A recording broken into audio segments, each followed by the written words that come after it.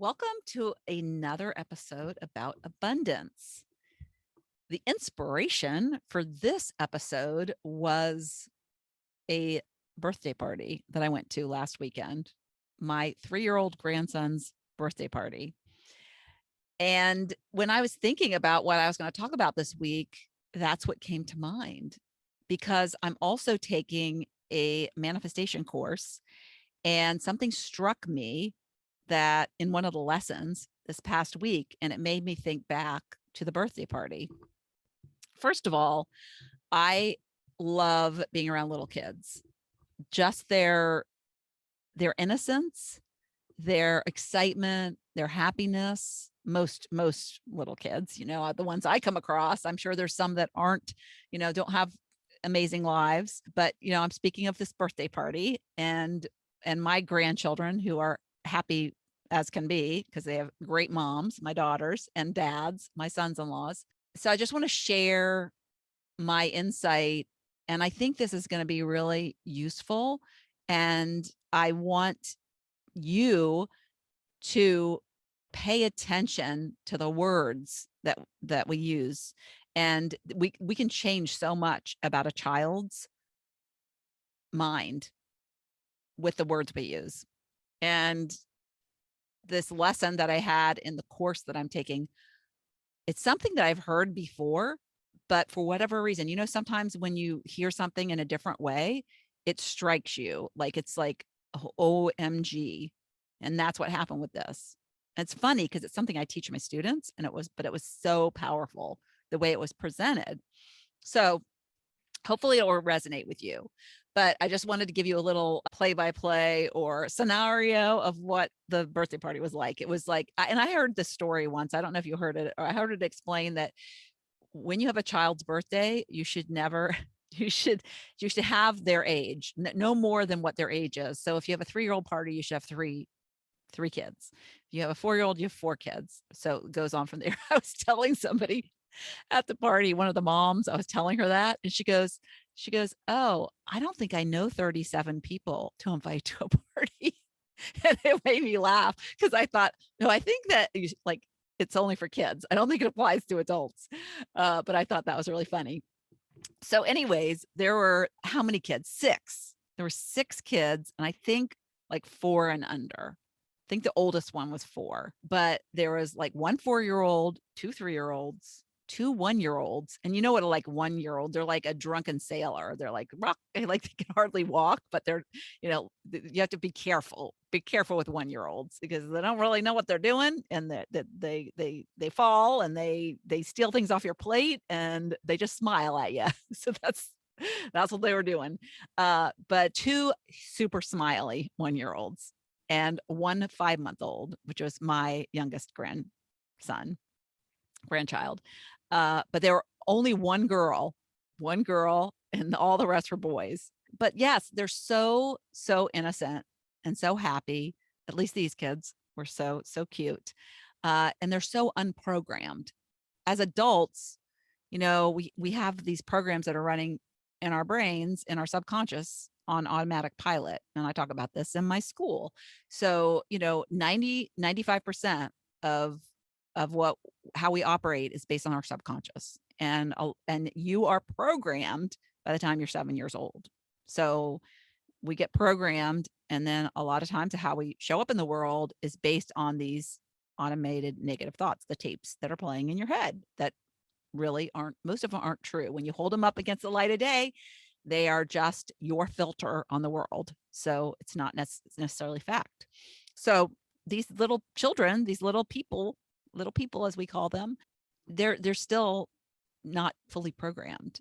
So there's a lot of opportunity for us to put good programming in their little brains. So one of the things in the course I'm taking it was the rules of the subconscious mind. So there was like 19 rules of the subconscious mind.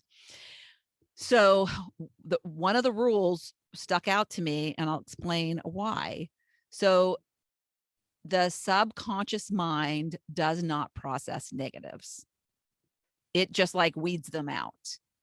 It doesn't understand when you put in a negative. So for example, like words like don't, not, won't, shouldn't, like it just doesn't, it operates, it just like filters those out. So an example is, so let me give you an example. When you say, don't think of a red frog, well, what do you start thinking of? What do you start thinking of? Don't think of a red frog.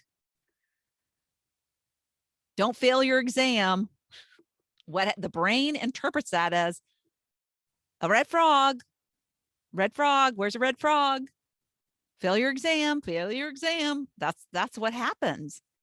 And I actually do teach, especially when I'm teaching about affirmations, don't put negatives in your affirmations. It's really hard because a lot of people, when they do an affirmation, they want to get rid of a behavior or they want to change something in their environment. So they want to affirm getting rid of it, but it's a very tricky way to make it so you want to bring in, what is it that you want to bring in, not what you want to get rid of. So it's a little trick. Once you understand it, you master it. It's not that hard once you understand it. So I do teach this in a way of how to create a good affirmation. But so when I was getting this lesson, I was thinking about the children. I was thinking about the children because in the lesson, one of the things she said, it's like when we as parents or grandparents say, no, no, no, don't spill your drink.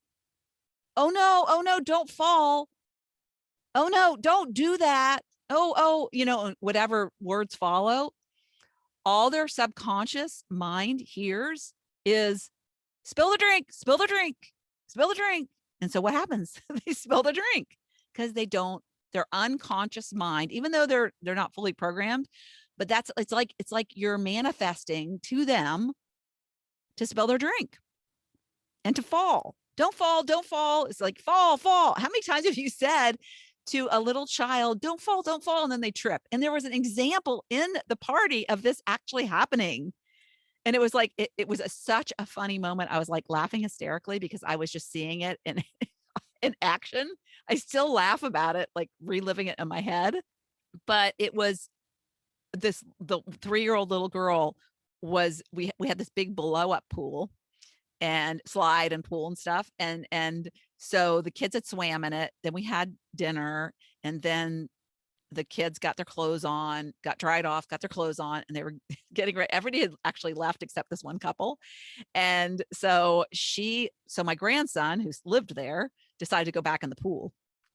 And so she saw him in the pool and she stripped down naked and started running, like tearing ass across the yard, which was a little bit of a slope, not too much, but a little bit of a slope. So she's like picking up speed as she goes. And all I see is her little butt cheeks, like running towards the slide pool. And I see her dad, her dad is like right by the pool talking to another adult, my son-in-law.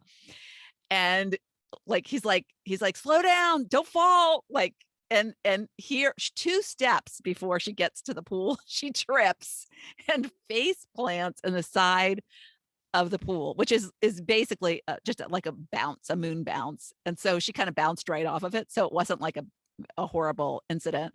And she is like a tomboy. She's like a rough, tough little girl. So she just bounced right back off. Her goal was to get in that pool, and she got in that pool. So it was really funny. But oh my gosh, I was like taking this like lesson, and I was like remembering how happy and unprogrammed those kids are. And then I was like, oh my gosh, that is actually what happened. It was manifested that she fall. And we just don't, that's automatic. We say, don't fall, don't fall. And so but we have to be very cognizant of, maybe we say something different. We have to be a little creative. So it's the action. You don't want to say the action you don't want to happen. You want to say the action you want, the outcome you desire, just like affirmations, the outcome you desire.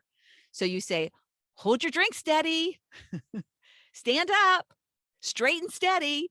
It's like in the moment, you're so afraid they're going to fall But if you give them something, better words, you affirm what you want and desire, that puts that in their mind, straight and steady. In that case, in the moment, it's just kind of a reaction. So, but it's like, what do you say? Get in the pool, you know, run straight to the pool. I don't know. I don't know what I would have done as a parent. It's really hard to but once you understand that, so much can be corrected in what we say. Because there's a lot of other little things we say. Oh, don't touch that. How about let's touch this? Let's touch this over here. But yeah, it's so interesting how that actually happened. And so it was such an aha moment for me because I teach about the universe doesn't hear negatives. So if you say something like, what's a good example? I no longer eat. So an affirmation might be, I will no longer eat late night snacks. So somebody might want to lose weight. So they're affirming, no, I'm going to stop eating late night snacks. Or I'm not going to procrastinate, because the thought that might be coming up that I teach my students, listen to your thoughts. I'm a procrastinator. Why do you procrastinate? So then they affirm, I will not procrastinate. Well, no, because that just puts procrastination in your head. That puts I'm going to eat late night snacks. I'm going to continue to eat late night snacks. So what is the outcome you want? So the universe hears that, eat late night snacks, procrastinate.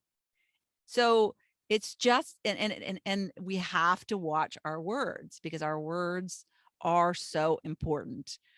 Our words, we are 24-hour a day manifestors. And that's another aha that struck me is, oh my gosh, that's what we're doing. When we affirm in the negative, or we add a negative of something, the outcome we don't want, we're manifesting that. And so, and I love that, because I feel like negatives are disempowering. Negatives are lacking. It shows what you want to get rid of is showing well, I'm not content with what is, right? And maybe you're not content with what is, but what you want to manifest is what you desire. Put that desire out there, put that abundance. I am where I am, but what I desire is this.